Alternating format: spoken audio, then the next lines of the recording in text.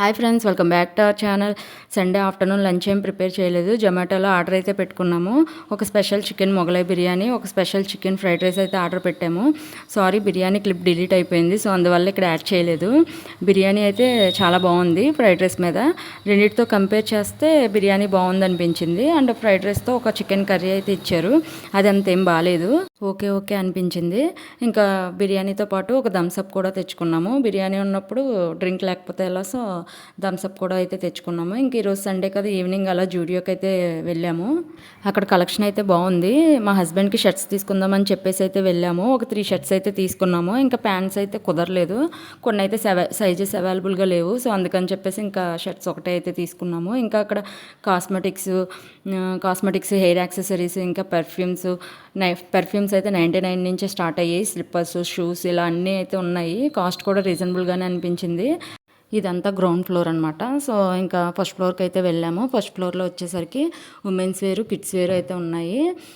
So kurtas అయితే నాకు పెద్దగా ఏం అనిపించలేదు, పెద్ద మంచి కలెక్షన్ అయితే ఉన్నట్టు ఏం అనిపించలేదు.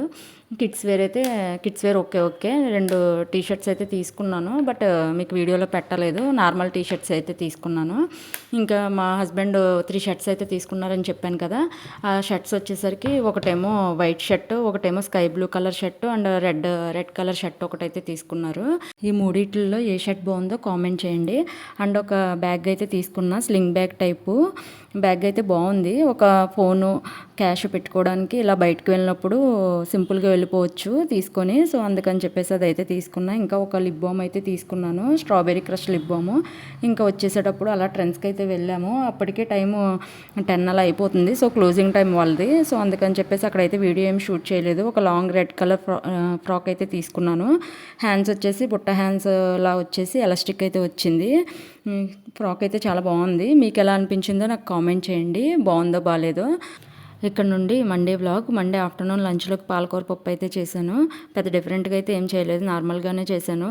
వీక్లీ ట్వైస్ అయితే ఆకుకూరలు అయితే నేను పప్పులో వేసి కానీ నార్మల్గా ఫ్రై కానీ ఇలా అయితే చేస్తాను. ఎందుకంటే ఆకుకూరలు తినడం వల్ల మంచిది కదా హెల్త్కి, సో అందుకని చెప్పేసి అప్పుడప్పుడైతే ఇలాగా ప్రిపేర్ చేస్తాను.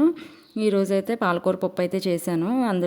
అందులో కొంచెం పాలకూర వేసి టమాటో, ఆనియన్, పచ్చిమిర్చి, కొంచెం పసుపు, కొంచెం వాటర్ వేసి కుక్కర్ పెట్టేసి ఒక 5 విజిల్స్ వచ్చాక ఆఫ్ చేసేసి కొంచెం చింతపండు రసం, ఉప్పు, కారం, పసుపు వేసి కొంచెం బాగా బాయిల్ అయిన తర్వాత ఇంకా తాలింపు అయితే పెట్టేసుకోవడమే.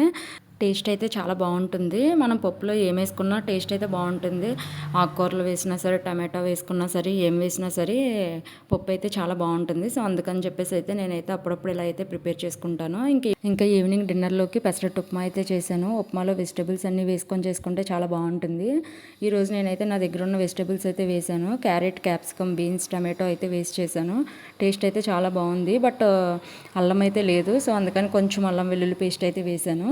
ఈవినింగ్ అయితే ఇలా పెసరట్టు ఉప్మాతో అయితే మా డిన్నర్ అయితే కంప్లీట్ అయింది. అండ్ ఈ వీడియో నచ్చితే please like and subscribe. Thanks for watching.